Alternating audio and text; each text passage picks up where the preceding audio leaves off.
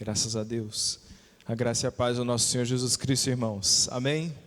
Todos estão bem? Prazer ver você aqui nessa noite. Você que nos visita, seja muito bem-vindo. Um privilégio ver você e sua família aqui. Quem te convidou para estar aqui nessa noite, você tem que ter essa pessoa em autoestima, o melhor lugar onde você poderia estar. Glória a Deus, você que viajou nesse feriado já chegou, que bom que você chegou. Você que sabe que tem alguém na estrada, ore por ele para que ele chegue, quer dizer. Você que não viajou, estamos juntos, louvado seja Deus. Abra sua Bíblia por gentileza no Salmo de número 119, versículo de número 18, por gentileza.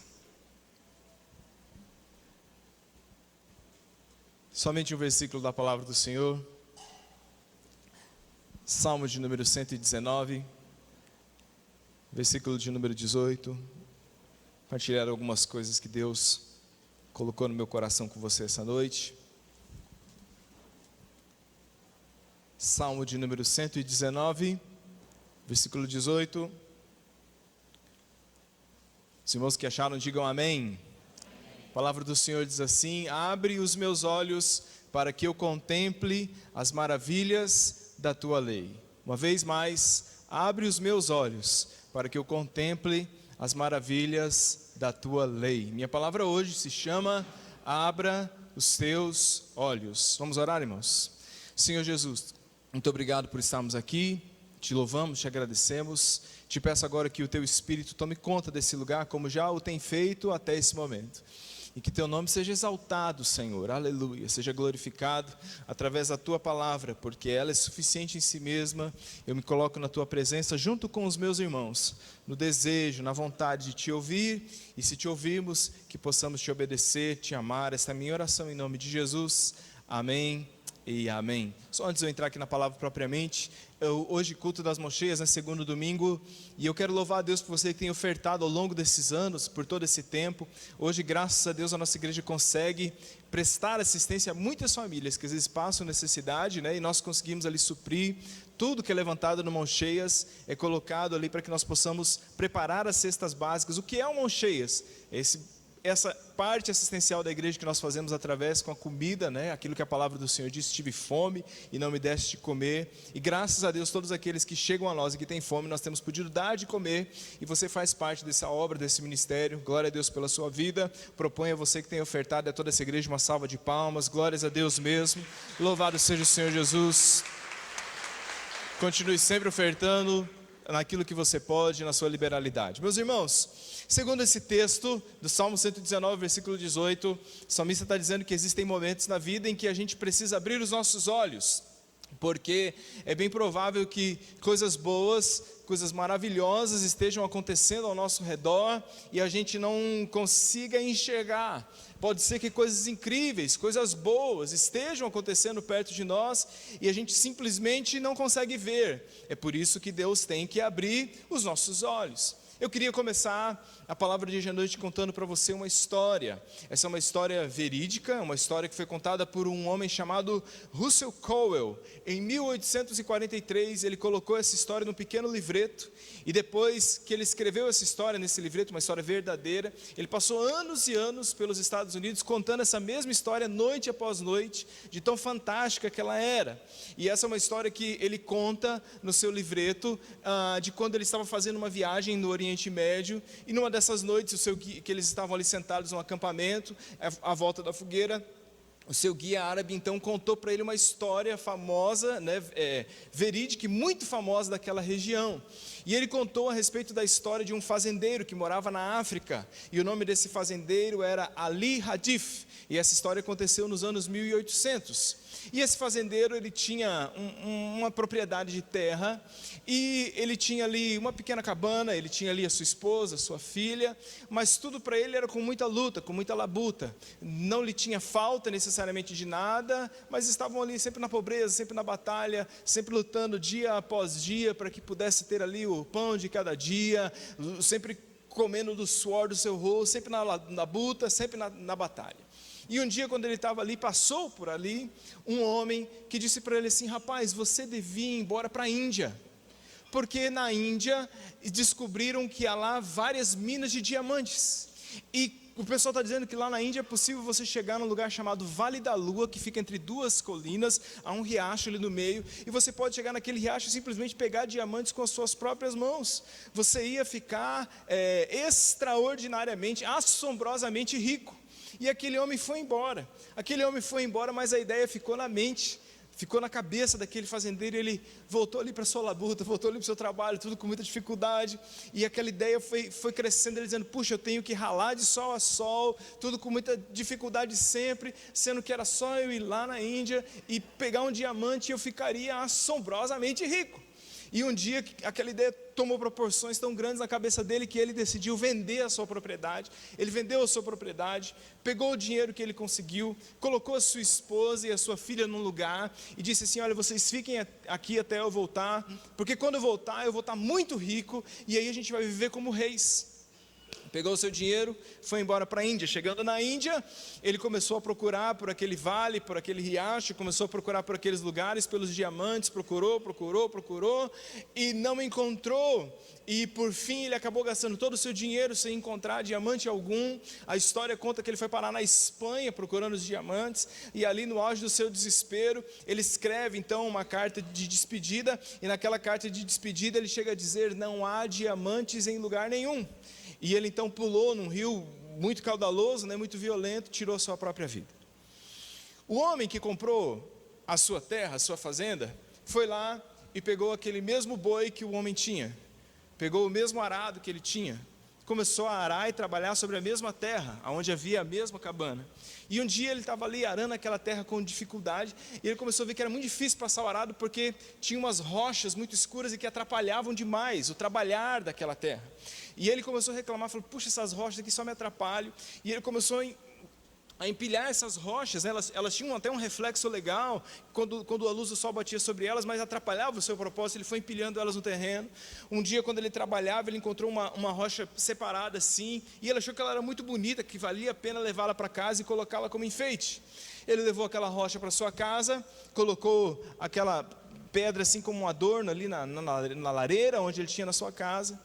Passado alguns dias, um padre foi visitá-lo. Havia um padre naquela comunidade, e fazendo a sua visita paroquial, ele sentou na sala, começou a conversar, e de repente, no meio da conversa, o padre interrompeu ele. Quando ele viu aquela pedra, ele falou assim, onde que você conseguiu essa pedra? Ele disse assim, eu peguei aqui na minha propriedade. Aliás, a minha propriedade é cheia desse tipo de pedra, a gente mal consegue andar sem cortar os pés, sem arranhar os pés nela. E ele disse assim, você sabia que essa pedra é um diamante bruto? Eles, então, sem fôlego, pegaram aquela pedra, levaram ela para avaliá-la, e naquela época eles avaliaram aquela pedra em $25 mil, para os anos 1800, isso era uma verdadeira fortuna. E ali, naquela propriedade, naquela fazenda que fora vendida, foi então que surgiu o maior campo de diamantes do mundo, as famosas Minas Cullinan. Foi daquela propriedade onde se instaurou aquilo que foi o maior campo de diamantes do mundo, onde o maior diamante tinha sido encontrado até alguns anos atrás, onde descobriu-se o maior em outro lugar. A própria rainha da Inglaterra, muitas das suas joias foram extraídas daquele lugar. O maior campo de diamantes estava ali, acres e acres de diamante. Aliás, o nome desse livro é Acres de Diamante. Se você procurar na internet, você consegue comprá-lo, tanto no inglês como no português. Aquele homem, ele pensou que aquilo que ele procurava estava lá fora em algum lugar. Ele estava num lugar que era absolutamente precioso, mas ele simplesmente não viu. Ele imaginava que a grama era mais verde em algum lugar lá fora. Ele imaginava que se ele procurasse em algum lugar, ele poderia se divertir mais, que o bem que ele estava procurando estava em algum lugar, mas tudo aquilo que ele estava procurando estava exatamente no lugar onde ele estava. E eu não posso deixar de pensar com você hoje à noite que muitos de nós, às vezes a gente que está aqui hoje à noite, podemos não ter as coisas tão bem assim na nossa vida, podemos não estar passando assim pelos nossos melhores dias, pode ser que nem tudo esteja perfeito, mas pode ser também que você não esteja percebendo que você está vivendo em cima de acres de diamantes. Pode ser que você não esteja percebendo, que seus olhos não estejam abertos para as riquezas insondáveis de Cristo Jesus que já estão na sua mão. Quantas vezes a gente não encontra pessoas que dizem, quando eu conseguir isso, quando eu conseguir aquilo, quando eu fizer isso, quando eu fizer aquilo outro, quando eu tiver aquele nível de sucesso. E eu quero te dizer em nome de Cristo Jesus, e você nem percebe que bem aqui, que bem agora, que no dia de hoje, se você conhece Jesus, se você tem o seu nome escrito no livro da vida, se você está saudável o suficiente para estar numa igreja no domingo à noite, se a vida está em você, e se você consegue puxar o ar e soltá-lo, você já está vivendo em cima de acres de diamantes. E se você crê nisso, dá um glória a Deus no seu lugar, em nome de Jesus. Nesse mesmo livro, ele conta uma outra história. Ele conta a história de um homem que comprou uma fazenda na Pensilvânia. E aquele homem comprou uma fazenda na Pensilvânia e ele colocou em cima daquela terra gado. Depois de um tempo que o gado estava ali em cima, ele começou a ver que o gado não bebia a água do riacho. O gado chegava lá e não bebia. Ele foi lá dar uma conferida e ele viu que a água do riacho fedia muito. Era uma água fétida, e o gado não bebia daquela água, não servia para o seu propósito. Ele ficou indignado com aquela terra, com aquela propriedade que ele tinha. Ele foi e vendeu aquelas terras por $833. Vendeu a terra para um camarada. Passado um tempo que aquele camarada estava sobre aquela terra, ele constatou o mesmo problema, que aquele riacho fedia demais. E aí, ele não satisfeito, falou: gente, não é possível, o que será que acontece para essa água feder desse tanto? Chamou um geólogo para examinar a água. E depois de um exame assim, breve e curto, o geólogo virou para ele e falou assim: rapaz, o negócio é o seguinte, a sua propriedade, ela é cortada por um veio de carvão e petróleo. E ali, naquele lugar, surgiu uma cidade na Pensilvânia chamada Tyrusville. Então eles criaram a cidade em torno daquele lugar, e daquele lugar eles extraíram milhares e milhares de dólares de uma propriedade que um homem insatisfeito vendeu por $833. E aquele homem estava vivendo em cima de acres de diamante, só que o que ele não tinha olhos abertos. Ele não conseguia enxergar o valor do lugar aonde ele estava. Então eu não consigo parar de pensar, quando eu vejo essas histórias, quando eu vejo essas histórias verdadeiras, aquilo que a Bíblia diz, por exemplo, quando ela fala do filho pródigo. O que é que o bendito do menino tinha na cabeça, no dia que ele chegou para o pai, e falou assim: pai, me dá a minha herança, porque a casa do pai não me serve mais, me dá esse dinheiro e eu quero ir embora da casa do pai. O texto não fala, mas eu não tenho dúvidas que com certeza ele devia ter uns amigos falando na cabeça dele. Com certeza ele devia ter uns guri que estavam ali, uns meninos esquisitos, uns guri avoados, cabeça de bagre, né, assim, uns guri com a camisa do Che Guevara, uns meninos assim esquisitos, que estavam ali falando, não é, desculpa aí você que gosta do Che Guevara, uns meninos assim com cabeça de bagre. Sabe qual que é a raiz do ditado cabeça de bagre? Sabe por que cabeça de bagre? Quem sabe por que cabeça de bagre? Eu fui procurar. Cabeça de bagre é o seguinte, que o bagre ele tem um cabeção enorme, só que o cérebro é desse tamanhozinho. Então por isso cabeça de bagre, muita cabeça, pouco cérebro. E com certeza alguém estava ali na orelha dele, falando para ele assim: olha, alguns colegas de faculdade, alguns colegas de escola, talvez alguns colegas de trabalho, alguns amigos pela rede social, falando assim: cara, o negócio é o seguinte, o pessoal está se divertindo lá fora. As festas estão acontecendo lá fora, Rock in Rio, né? Assim, lá, Sandy Júnior. Tem gente que chega e chora, né? Fala, não chora Sandy Júnior. Certo. O que eu estava falando? Fala das coisas. Lá fora, isso. Sandy Júnior, louvado seja, muito bem. É lá fora que tem vida de verdade. É lá fora que o movimento, que a emoção se encontra. É lá fora que você vai realmente encontrar aquilo que você está procurando. O que você quer não está aqui na casa do Pai. O que você quer está lá fora. É lá fora que você vai encontrar os diamantes. É lá fora da casa do Pai que você vai encontrar aquela grama que realmente é mais verde, aquilo que realmente vai satisfazer. E aquele menino ouviu a conversa daqueles outros meninos, dos youtubers da época, dos Felipe Neto da vida, dos apresentadores do Multishow da época. Ele ouviu essa conversa, comprou isso e foi embora da casa do pai. Só que a Bíblia diz que ele desperdiçou toda a sua riqueza procurando aqueles diamantes e não encontrou. Desperdiçou tudo, jogou tudo fora e não conseguiu encontrar, até o momento em que ele percebe que o único lugar onde ele deveria estar era na casa do pai, que ele tinha que voltar para o lugar onde ele tinha saído, que tudo aquilo que ele estava procurando lá fora sempre esteve no lugar aonde ele esteve a vida inteira. Mas o que é que ele não tinha? Ele não tinha os seus olhos abertos. Ele vivia sobre acres de diamante, mas não conseguia perceber o valor do lugar onde ele estava. Então eu quero te dizer uma coisa para todos os que estão aqui nessa noite, e que de alguma forma possam estar meio em cima do muro, possam estar assim meio querendo meter o pé, possam estar querendo assim meio ir lá para fora, fazer alguma coisa. Não há nada lá fora que se compare com o que nós temos aqui nessa noite.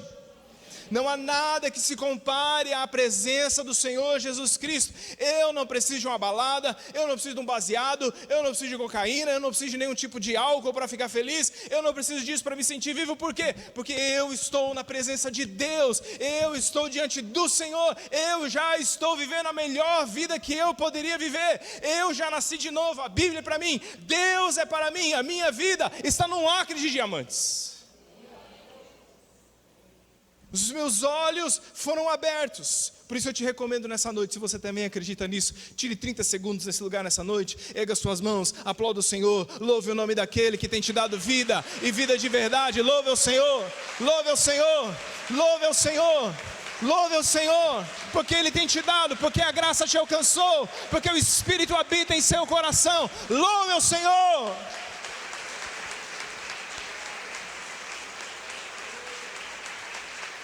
Aleluia! Permita que o Espírito de Deus abra os seus olhos nessa noite com um olho de gratidão. Eu me recuso a acreditar que alguém que está se lambuzando na lama do pecado tem mais alegria do que nós, que temos nossas vestes lavadas pelo sangue do Cordeiro. Nós estamos sobre acres de diamantes. Eu penso nessa geração que tem se vendido barato. Meninos que quando chegam na adolescência começam a se vender barato, por qualquer trocado, vende aquilo que é precioso, vende a virgindade, vende o domínio da mente por qualquer baseado, vende o seu futuro, o seu destino pela conversa de qualquer ateu, de qualquer pessoa que está dizendo que não há Deus, que vende o seu futuro na sua juventude, que quando chega na sua faculdade permite que o mundo seja colocado de baixo para cima. Gente que se vende barato, que quando chega na crise da meia-idade, que quando chega ali perto dos 40 pensa, será mesmo que eu casei certo? Será mesmo quando os filhos saem de casa e diz, será que não está hora de eu buscar outra aventura, de eu buscar outra adrenalina, se vendendo barato, trocando seu acre de diamantes por qualquer tostão. E aqui está o segredo dessa história, se assim a gente pode dizer, porque diamante precisa de duas coisas para nascer. Sabia que diamante essencialmente é só carbono? É o único componente do diamante, carbono. E por que todo carbono não vira diamante? Porque o diamante precisa de duas coisas para existir: muita pressão e muito calor. Se não tiver muita pressão e se não tiver muito calor, o diamante não nasce. Quando eu fui dar uma estudada nessa parte de geologia, então eles falam assim, né, que os diamantes provavelmente foram formados lá naquelas crostas inferiores da terra, e daí quando tem os tremores de terra, o vulcão, aquilo vai subindo, mas aquilo foi forjado pelo menos acima de 1000 graus Celsius. Muito calor e muita pressão. Sem calor e sem pressão, o diamante nunca nascerá. E eu quero te dizer uma coisa em nome de Cristo Jesus. Talvez você esteja aqui hoje e você queria uma vida mais fácil, uma vida mais simples, uma vida sem provas, sem dificuldades, que tudo tivesse a mil maravilhas, que tudo tivesse bom com os meninos, que tudo tivesse bom no casamento, que tudo tivesse certo no ministério, que tudo tivesse certo lá no seu trabalho, mas sem pressão e sem calor. Aquilo que há de valor em nós não consegue eclodir. Pare de fugir das suas provas, porque é no meio do calor e no meio da pressão que Deus vai te ensinar, que Deus vai te moldar, que Deus vai te amadurecer, que Deus vai depositar em você valor, que você vai aprender a suportar mais as coisas, que você vai se tornar uma pessoa mais valiosa. Deus quer tirar um diamante de você. Deus quer. Quantas vezes a gente está ali dizendo, já deu para o meu casamento, já deu para o ministério, já deu para o meu pequeno grupo, já deu para esse trabalho, eu queria sair. E Deus está dizendo, eu não quero que você saia, eu não quero que você vá lá, eu não quero que você venda barato aquilo que de precioso eu tenho para você. Porque, irmãos, Deus não só prepara coisas para nós, Deus nos prepara para as coisas que Ele tem para nós. Quantos entendem o que eu estou falando aqui? Diz amém. Deus só não quer nos dar coisas, Deus quer nos dar as coisas. Deus quer nos melhorar, nos fazer, então creia nisso. Em cada família, em cada casa, em cada casamento, existem acres de diamantes. Em cada trabalho, em cada lugar que o Senhor nos colocou, é um lugar valioso. E o que Satanás está soprando na mente da nossa geração? Que o que tem valor está lá fora. O que Satanás quer que você acredite é que o melhor está te esperando lá fora, que tem alguém, que tem um lugar que vai poder realmente dar valor e sentido à sua vida. Pastor, se eu pegar aquela mulher, se eu pegar aquele cara, aí eu vou. Se eu tiver aquele carro, se eu tiver aquela casa, se eu tiver aquele dinheiro, se eu me deitar naquela cama, aí eu vou ter aquilo que de fato é valoroso. E muitas vezes esse pensamento quer nos afastar dos acres de diamantes que nós já temos, porque nossos olhos estão fechados. É por isso que o salmista vai dizer: Senhor, abre os meus olhos para que eu veja as maravilhas da tua lei. O que é a lei no Antigo Testamento? São os preceitos de Deus. É quando acontece no nosso coração aquilo que o Salmo número 1 diz: ora, porque é que a pessoa não anda no caminho dos pecadores, não se assenta na roda dos escarnecedores, não para no caminho dos pecadores. Versículo 1 do Salmo 1, a resposta está no versículo número 2. Antes disso, o seu prazer, o que, irmãos? Prazer, o seu valor, a sua alegria está na lei do Senhor. Ele encontrou valor em outro lugar. O salmista está dizendo: abre os meus olhos para que eu veja valor naquilo que é teu preceito, naquilo que é eterno, naquilo que não passa. Nós precisamos abrir os olhos, porque você pode estar enxergando tudo de uma forma negativa na sua vida, tudo de uma forma ruim, como se tudo tivesse indo de mal a pior. Mas se o Espírito Santo de Deus, nessa noite, aleluia, abrir os seus olhos, você verá valor onde você está.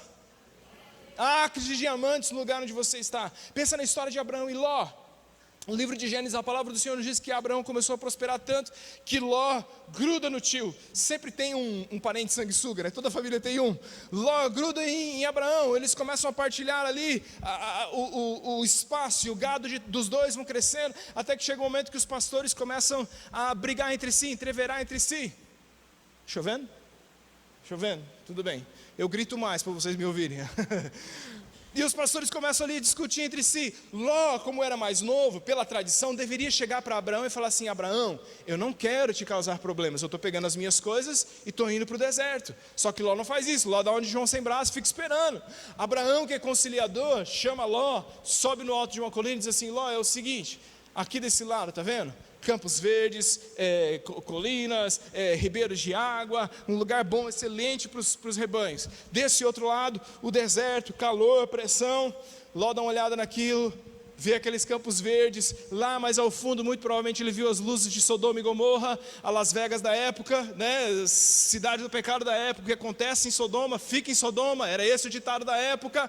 Então ele fala: rapaz, eu vou para lá, onde essas luzes estão brilhando. Pega as coisas e vai para aquele lugar. E Ló pega a sua família, pega os seus bens e vai em busca dos seus diamantes em Sodoma e Gomorra. Só que naquele lugar ele não acha os diamantes, pelo contrário, ele perde tudo. Ele perde a casa, ele perde a esposa, ele perde o nome, ele perde a honra, ele perde a sua dignidade, naquele lugar onde ele só viu aquilo que era natural. Abraão, por outro lado, vai para o deserto. Abraão vai para o deserto. E no calor e na pressão do deserto, Deus fala com ele. Se Ló tivesse seguido as luzes de Sodoma e Gomorra, ele não teria reparado na areia do deserto, porque no dia que Deus abriu os seus olhos, ele disse assim: Abraão, olha a areia do deserto, se você pode contar, assim será a sua descendência. Se ele visse as luzes de Sodoma e Gomorra, ele não conseguiria enxergar as estrelas do céu. Ele disse: Abraão, olha, vê, abre os olhos, areia, abre os olhos, olha as estrelas do céu, assim será a tua descendência. E há aqueles que dizem que a figura é que a areia do deserto é o Israel natural, a descendência natural, o povo de Israel, e que as estrelas do céu é a descendência espiritual de Abraão. E naquele dia Abraão nos viu.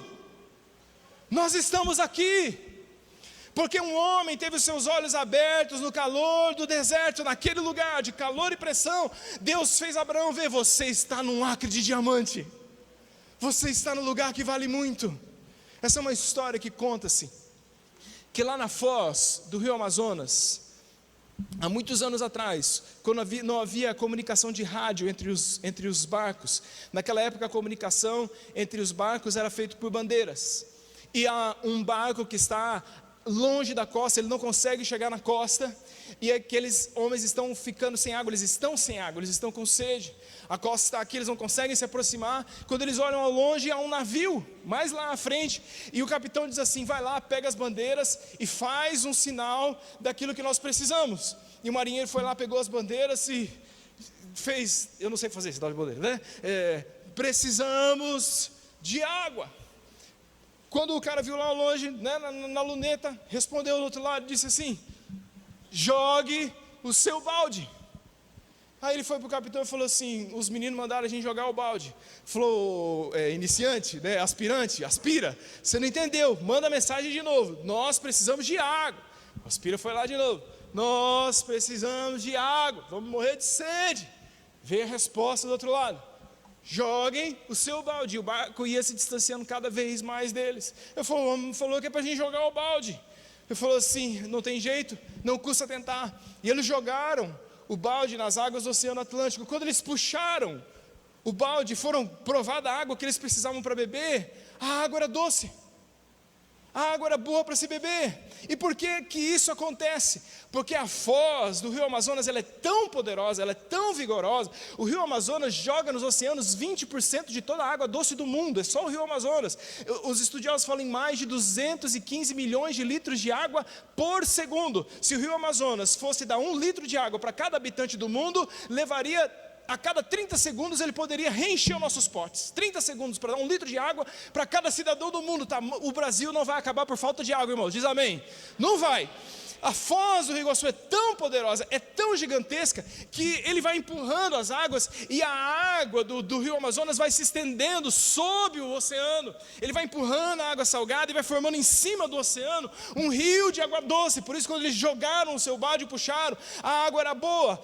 Ou seja, tudo que eles precisavam, eles estavam morrendo de sede, eles estavam precisando, estavam com necessidade, e tudo que eles precisavam estava bem embaixo do nariz deles, só que eles não conseguiam enxergar, e alguém precisou abrir os seus olhos. E eu estou aqui para dizer a você que está aqui nessa noite, em nome de Cristo Jesus: se você estiver com sede, se você estiver se sentindo vazio, se você estiver deprimido, se você estiver seco, se você estiver sem esperança, se você estiver viciado, cansado, se você estiver envergonhado, se você estiver derrotado, sem esperança, sem força, jogue o seu balde no rio de água viva, que é Cristo Jesus, o nosso Senhor. Há um rio de água viva, há um rio de água viva para todos nós. Basta a gente jogar o nosso balde. E eu quero te dizer, há muitos anos atrás eu joguei o meu balde no Senhor Jesus, e eu estou vivendo em acres de diamantes, bem aqui, bem agora. Hoje eu declaro sobre sua vida a cura para o seu corpo, a cura para as suas emoções, a resposta para a sua vida. A chave da vitória está nas mãos do Senhor. Há uma bênção para a sua família, há uma graça para os seus filhos, há um favor para a sua história. Nesse lugar, se você jogar o seu balde, a alegria do Senhor pode tomar conta do seu coração de novo, e a sua sede pode ser suprida. Pensa comigo, irmãos, nos ladrões na cruz. Parte final do relato dos evangelhos: Jesus está crucificado, o maior acre de diamantes que a história já viu. Jesus está ali, aquilo que houve de mais valoroso na história do mundo nunca mais haverá estar ali. E diante e ao lado de Jesus, um ladrão de um lado, um ladrão do outro. O ladrão desse lado olha para o Senhor Jesus, olha para o sangue saindo do seu corpo, olha para os pregos, para os cravos, olha para as chagas, para as feridas, para a coroa de espinhos, olha para tudo aquilo. E quando ele olha para tudo aquilo, o que ele enxerga? Nada. O que ele enxerga derrota, ele enxerga vergonha, ele enxerga opróbrio. E ele vira para aquele homem, ele vira para Jesus e diz assim: aí, tu não é Deus? Salva-te a ti mesmo. Seus olhos estão vendados. Mas do outro lado, há outro ladrão, e ele olha para o mesmo Cristo, ele olha para o mesmo sangue, para as mesmas chagas, para o mesmo prego, para a mesma ferida, para as mesmas lágrimas, para a mesma dor. E quando ele olha para o Cristo, ele diz assim: lembra-te de mim quando entrares no teu reino. Por quê? Porque os seus olhos foram abertos, e no momento que seus olhos foram abertos, ele não viu vergonha, dor e derrota. O que ele viu foi o Rei dos Reis, o Senhor dos Senhores. Foi isso que ele viu a esperança encarnada diante de si. E eu não posso deixar de dizer quantos de nós estamos diante da mesma situação e não conseguimos ver o acre de diamantes que está sobre nós. Quantos de nós não está desse lado da cruz, que não consegue perceber o valor do lugar onde nós estamos, que não consegue perceber o valor de quem Cristo é na nossa história. Mas se nessa noite você está aqui e você já tem uma revelação real de quem Cristo Jesus é, se você está do outro lado e você conhece do poder dele, eu quero te dizer, o sangue de Jesus já te cobriu, o sangue de Jesus já te abençoou, o sangue de Jesus já te limpou, o sangue de Jesus já te perdoou, e neste sangue toda potestade, todo principado das trevas precisa parar, porque o Senhor diz, não, atrás dessa pessoa, na frente dessa pessoa, uma linha de sangue derramada na cruz do Calvário, e o maligno não pode tocar a sua vida. Há sangue de Jesus na vida da sua família, há sangue de Jesus no seu casamento, há sangue de Jesus nas suas filhas. Nós estamos no lugar que vale muito. Nós estamos vivendo sobre acres de diamantes. Os meus olhos foram abertos, eu estou salvo, eu vi quem Jesus é, eu estou salvo, aleluia. Irmãos, eu disse, eu estou salvo. Eu estou dizendo nessa noite que se você viu Jesus, eu estou dizendo, você está salvo. Você está salvo, o mal não tem mais poder sobre a sua vida. Maior é aquilo que está em você do que aquilo que no mundo está. Porque quando Deus abre os seus olhos, aleluia, aleluia. Aprenda uma coisa que eu vou te dizer hoje à noite, meus olhos foram abertos, o meu passado é perdoado, o meu presente é poderoso e o meu futuro é prometido, aleluia. O meu passado é perdoado, o meu presente é poderoso e o meu futuro é prometido. Os meus olhos se abriram, eu já sou alguém, eu já estou indo para algum lugar e eu quero fazer algo relevante para Jesus Cristo com a minha vida. Eu tenho lutas, eu tenho provas, eu tenho dificuldades, eu tenho perseguições, eu tenho tribulações, eu tenho opressão, eu tenho problemas como todo mundo tem, mas os meus olhos não estão postos sobre essas coisas. Eu vejo aquele que me prometeu, eu vejo aquele que é fiel, eu vejo aquele que não tarda, eu vejo aquele que sempre faz tudo certo, eu vejo salvação para minha casa, eu vejo esperança para os meus filhos, eu vejo cura para aqueles a quem eu amo, eu vejo cura para o meu físico, para a minha mente, para o meu emocional, eu vejo um acre de diamantes na vida da minha esposa, eu vejo um acre de diamantes na vida do meu esposo, eu vejo valor na vida dos meus filhos e na vida daqueles quem eu amo, porque quando Deus abre os nossos olhos, nós vemos valor no lugar onde nós estamos. Deus tem que abrir os seus olhos, abrir os seus olhos. Há um arado na mão de cada um de nós essa noite, há um arado na nossa mão, há uma terra sobre a nossa mão, e mesmo que ela nos dê trabalho, ela é uma terra valorosa. Minha última lição para você nessa noite é: não negligencie as coisas que o dinheiro não pode comprar. Não negligencie as coisas que o dinheiro não pode comprar. Dinheiro no mundo não pode comprar a sua esposa. Dinheiro nenhum no mundo pode comprar o amor dos seus filhos. Dinheiro nenhum no mundo pode comprar a bênção de partilhar a vida ao lado da pessoa a quem a gente ama. Por isso, trate as coisas que estão nas suas mãos como diamantes, antes que alguém compre até e arrume valor para eles. Trate as coisas que estão na sua mão como diamantes. Olhe para o seu esposo e diga: esse homem tem valor. Pastor, pela fé, é pela fé mesmo que eu estou falando. Olhe para sua esposa e diga assim: essa mulher tem valor. Olhe para os seus filhos e diga: esse filho meu tem valor. Tem gente que era figurativo, mas tem gente que está fazendo, então pode fazer. Aproveita o ensejo, o bom festejo. Temos só a Deus louvar, diz o hino. Vai, irmão, pode falar para sua esposa: eu vejo valor em você. Pode falar para o seu esposo: eu vejo muito valor em você. Nós estamos no lugar, irmãos. O que há de errado com a nossa geração? Eu estou acabando a palavra já, era tudo que eu tinha para te dizer hoje à noite. O que há de errado com a nossa geração? Não, no dia que eu tiver um esposo sarado eu vou ser feliz. No dia que eu tiver uma esposa bonitona eu vou ser feliz. No dia que eu tiver 3 carros na garagem eu vou ser feliz. No dia que eu tiver uma casa do tamanho do mundo eu vou ser feliz. No dia que eu tiver dinheiro eu vou ser feliz. Deus tem sido bom para com a sua vida. Abre os seus olhos. Deus tem te abençoado, Deus te colocou num lugar de valor. E se você nessa noite se sente assim, no lugar abençoado, fique em pé no seu lugar em nome de Jesus. Aleluia. Aleluia. Aleluia. Aleluia. Aleluia. Nós não vivemos por aquilo que esse mundo diz, nós vivemos por uma verdade imutável. Aleluia. Começa a louvar ao Senhor no seu lugar. Aleluia. Louve a Deus pelas boas coisas que Ele tem feito na sua vida. Louve a Deus. E enquanto você louva o Senhor, que Ele abra os seus olhos. Abre os seus olhos. Como Paulo disse, roga ao Senhor para que sejam iluminados os olhos do vosso coração. Os olhos do vosso coração. 2 ladrões olharam para Jesus, 2 ladrões o viram, mas só um enxergou. E eu quero te dizer nessa noite, é noite de você enxergar. É noite de você ver de novo. É noite do Senhor sarar os seus olhos. É noite do Senhor trazer o seu coração de volta para o seu casamento. É do Senhor trazer o seu coração de volta para os seus filhos. Trazer o seu coração de volta para o seu pequeno grupo. De volta para a sua igreja.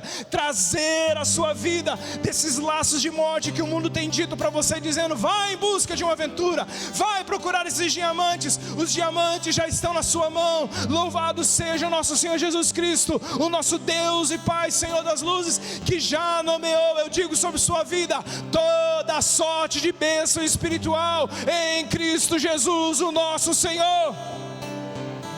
Já está nas nossas mãos, já está sobre nós. Aleluia, aleluia, aleluia, aleluia. Aleluia.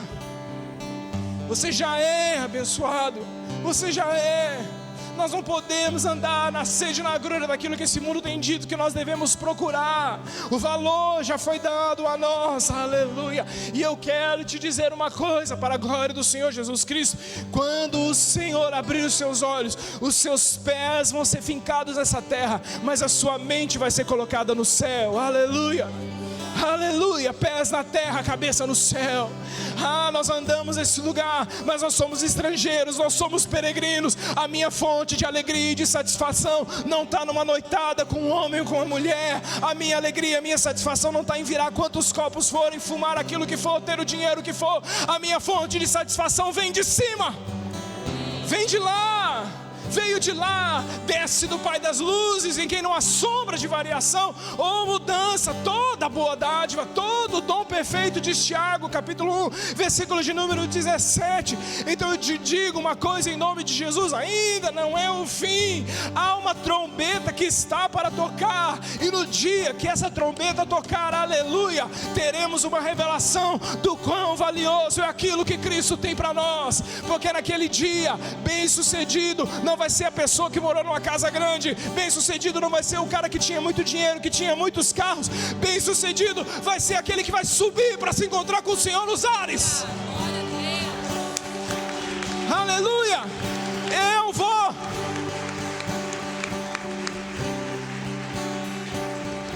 Eu já estou pronto.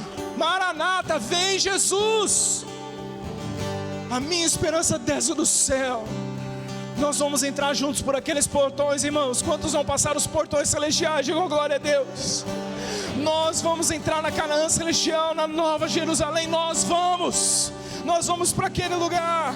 Não mais lágrimas, não mais dor, não mais sofrimento. O próprio Senhor enxugará dos nossos olhos toda lágrima. Não haverá mais sol, sabia disso? A Bíblia diz: não haverá mais sol. O primeiro sol passou, porque o Senhor mesmo alumiará o seu povo. Aleluia.